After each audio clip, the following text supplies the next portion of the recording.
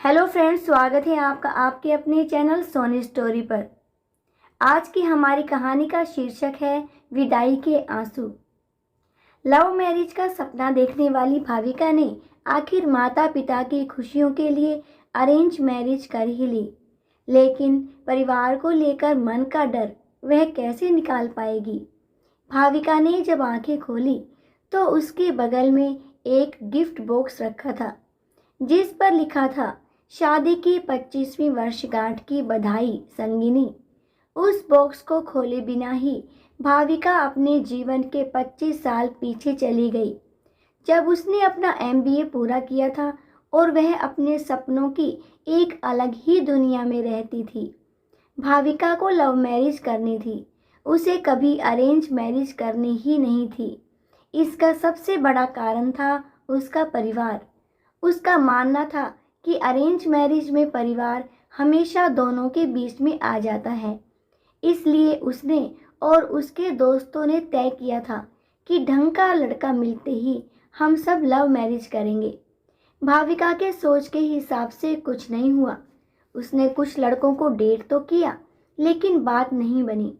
आखिरकार माँ पापा का मन रखने के लिए ही सही, उसे उनके मनपसंद लड़के से शादी करनी पड़ी।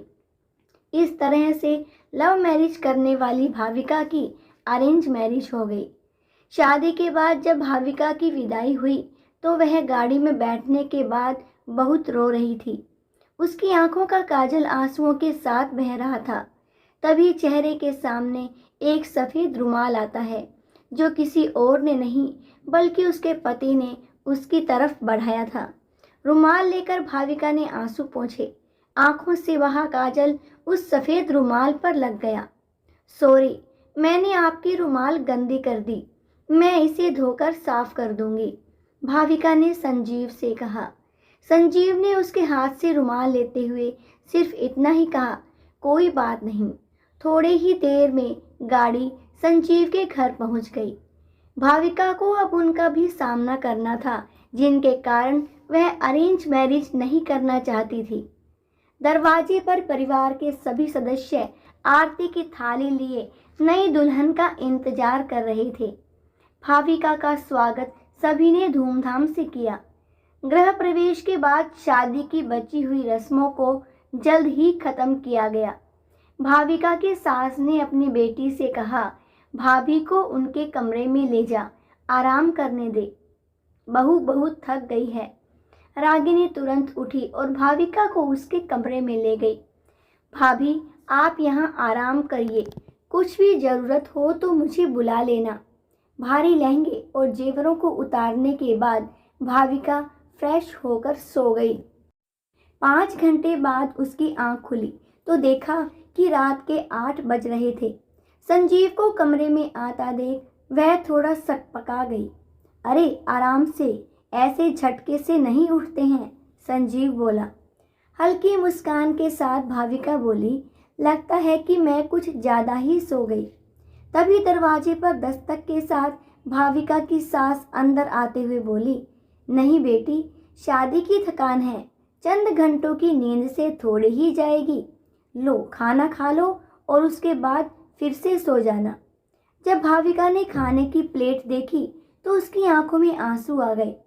प्लेट में उसकी पसंदीदा मटर मशरूम की सब्जी, रोटी और मेवे की खीर थी।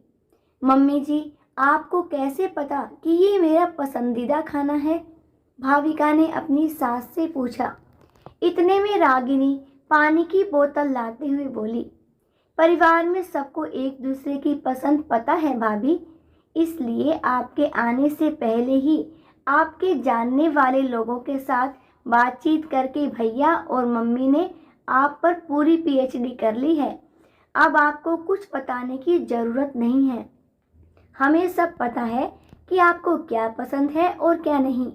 रागिनी की ये बातें सुनकर भाविका ने अपनी सास का हाथ चूम लिया। थैंक यू मम्मी, मुझे इस परिवार में अपना एक अलग दर्जा देने के लिए। उस दिन से भाविका के मन में परिवार को लेकर जो डर था वह कहीं दूर चला गया।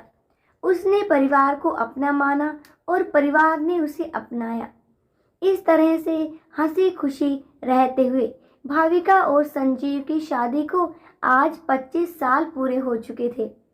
भाविका ने अपने अतीत से वर्तमान में आते हुए उस गिफ्ट बॉक्स को खोला तो देखा उसमें काजल लगा हुआ वही सफ़ेद रुमाल था जिससे भाविका ने अपने विदाई के आंसू पोंछे थे। साथ ही एक पत्र भी था जिसमें लिखा था, प्रिय अर्धांगिनी, तुम्हारे विदाई के आंसू मेरे लिए बहुत कीमती थे, जिसे मैंने हमेशा संजो के रखा था। मुझे पता था कि तुम एक परिवार को छोड़कर आ रही थी, इसलिए यहाँ पर हमने तुम्हारे लिए एक दूसरा परिवार तैयार कर रखा था। मेरे साथ अपना जीवन साझा करने के लिए शुक्रिया। शादी की वर्षगांठ पर बहुत सारा प्यार, तुम्हारा संजू। दोस्तों, अरेंज मैरिज को लेकर आपके क्या विचार हैं, मुझे कमेंट सेक्शन में ज़रूर से बताइएगा। और वीडियो पसंद आई हो तो इसे लाइक कीजिएगा और अपने फ्रेंड्स में भी शेयर कीजिएगा। और मेरे चैनल पर नए हैं तो चैनल को सब्सक्राइब करने के साथ साथ बेल आइकन को भी प्रेस कीजिएगा ताकि मेरी हर वीडियो का नोटिफिकेशन आप तक पहुंच सके। तो फिर मिलते हैं किसी और नई कहानी के साथ किसी और दिन। धन्यवाद।